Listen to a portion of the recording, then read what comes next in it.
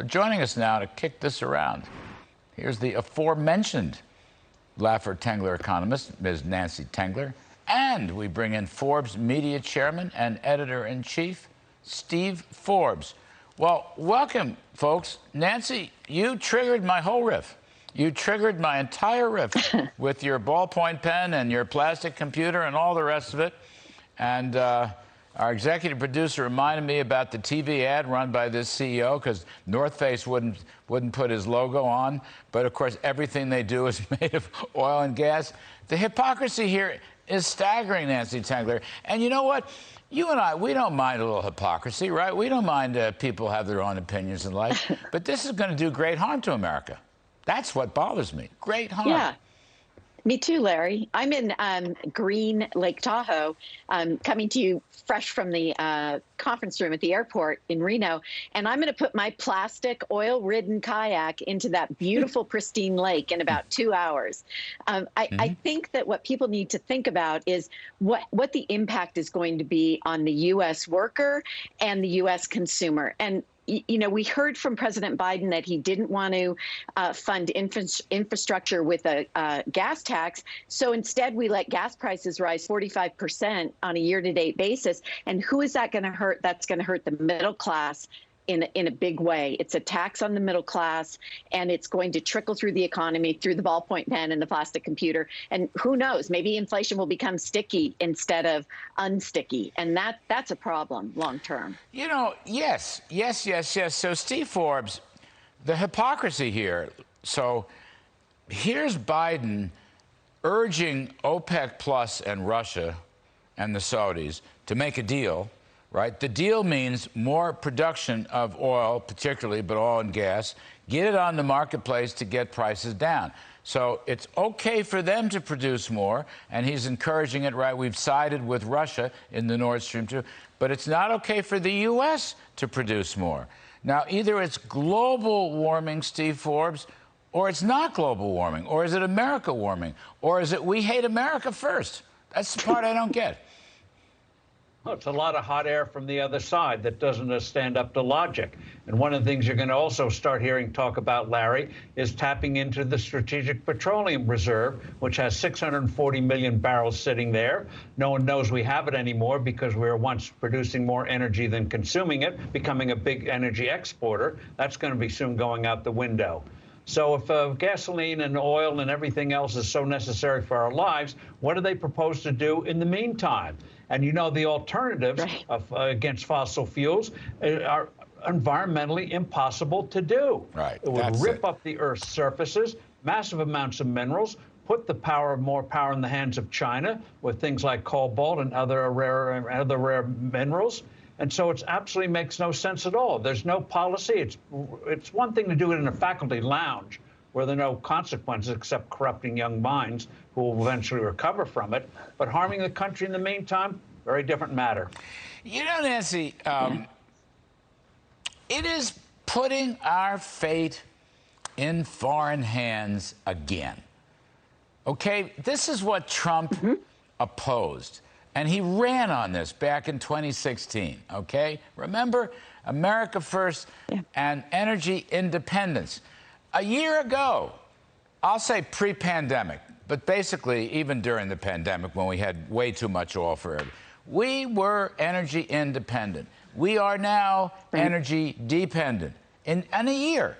All right, Biden's been president 6 months, okay? He and Kamala Harris. And look what they've done. In 6 months, they've completely changed the game. You know, this is not about energy only and gasoline prices and so forth, as you mentioned. This is about national security. They're going to literally hold us over a barrel, which is exactly what we didn't want to do, and the whole country was behind Trump on this. And here we are. How the hell can Biden world get away with this?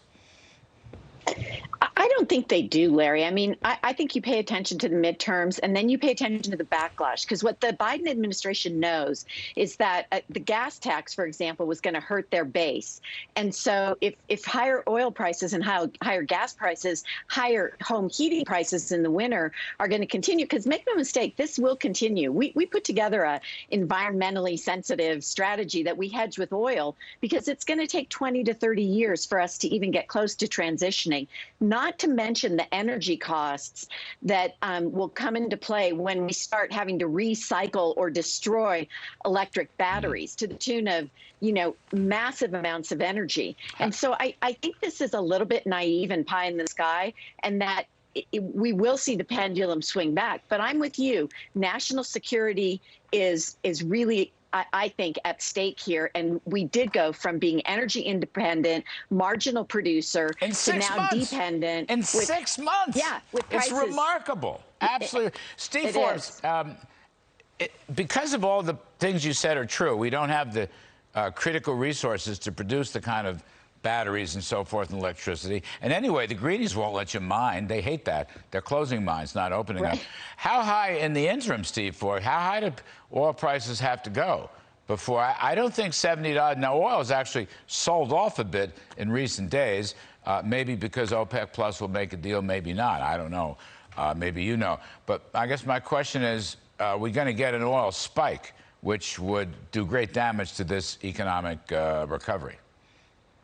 Yes, it would. And Nancy hits on an important point. When heating oil prices go up this winter in much of the country, that's not going to sit well politically either. A modern economy, Larry, it's not just jobs and things like that. The whole modern economy could not exist without fossil fuels, period. And the idea that we're going to replace them overnight, preposterous. It's dangerous. Again, fine to theorize about it when you're just sitting around doing nothing, but quite another when you actually harm this country. And in terms of oil prices, given the way that you just can't turn production on like a light switch, we're already running down to 1 to 3 million barrels a day of inventory, and that takes time to put new production online. So you could see oil go up for a while to $100 a barrel, which means $5 a gallon, $6 or $7 in California. How is that going to sit with people wondering, is this the Green New Deal? No, it's a raw deal. It's right. So we're waging war. Biden world is waging war. It's waging regulatory war, and it's raging tax war on the oil and gas companies. I mean, even with the rise in prices, the Baker Hughes rig count has only come up a little bit. I mean, it's the weakest of the V-shaped recovery charts when you look at the thing. Steve, let me switch gears briefly. Your great column, a flat tax would collect more revenue than 85,000 new IRS agents. First of all, Steve, I don't even understand what a tax cheat is. A tax cheat, what does that mean, a tax cheat? Well, in their world, it means people with means using legal methods to avoid paying taxes. And they forget the Washington politicians wrote the code in a way which is incomprehensible. So it's a wonderful thing, a feast for lawyers and accountants. And people with the rich, so-called rich, have it. What they're really going to end up going after is the way to report all of his tips and things like that. Did you take too much of a deduction for your home office when you were during the COVID-19 shutdowns, lockdowns? That's the kind of penny ante stuff they're going to go after. And it's also setting the base, Larry, for the wealth tax, because they want to go into all your bank records, all your brokerage records, everything you own, to set the base. Do you have enough money so we can tax that? That's the ultimate what they want to do. If it was revenue, they'd put in a flat tax and cut the capital gains taxes. You know, every time they cut the capital gains tax, they get more revenue. Yes. More gains are realized. But, it's interesting, Steve and Nancy. We did a riff last night. We did a whole segment on this. Bunch of charts, Rag Mayor of TIPS, IBD, the pollsters, one of the best records in the last 5 presidential years. And he had me put a question in. If you were worried about job losses, would you favor a higher corporate tax? Would you favor a higher estate tax? Would you favor a higher capital gains tax? In other words, phrase the question differently. Uniformly, across the board, when you put in the threat of job losses, nobody wants to raise those taxes at all. And people oppose the taxes coming from the G7 and the G20 because we're giving up our tax sovereignty. But it really is interesting. Job losses, the threat of job losses, all of a sudden, even the limousine liberals in the Democratic Party don't want to raise taxes. But Nancy, I got a new one here.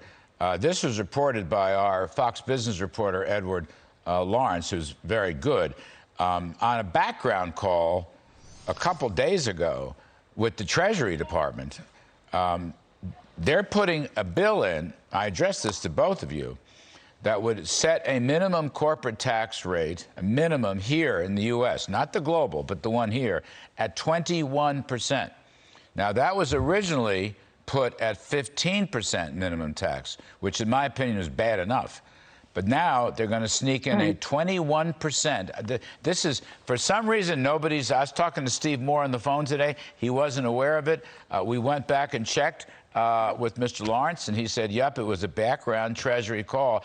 And they referenced businesses that paid zero taxes because of deductions, and they want to close those loopholes. You know, what are those deductions? Those are depreciation shortening. Those are immediate expensing, which creates new plant and technology equipment breakthroughs. Those deductions and credits are what? Research and development credits, okay? All that would be knocked out by a 21% minimum tax, Nancy Tengler, which would do great harm to our economy. Let's face it. And it would set us, China will have significantly lower marginal tax rates than we will. Yeah, and it's again, it's backward thinking, because what is going to happen if companies can't gain credit for those investments? They're going to stop investing, and then productivity is going to decline, and then there will be no wage inflation, and there will be no jobs. I mean, we're already facing a labor shortage, so the fact that the administration isn't thinking about things, but just has this sort of monolithic single vision of raising taxes is silly, and it will harm the economy, and it will put a dent in the recovery. Not a terminal dent, but it will put a dent in the recovery. And again, the middle class worker will pay for this because there won't be enough jobs for people that eventually do want to go back to work. See, Steve Forbes, real wages went up the best in 2 generations after the Trump corporate tax cut, Steve.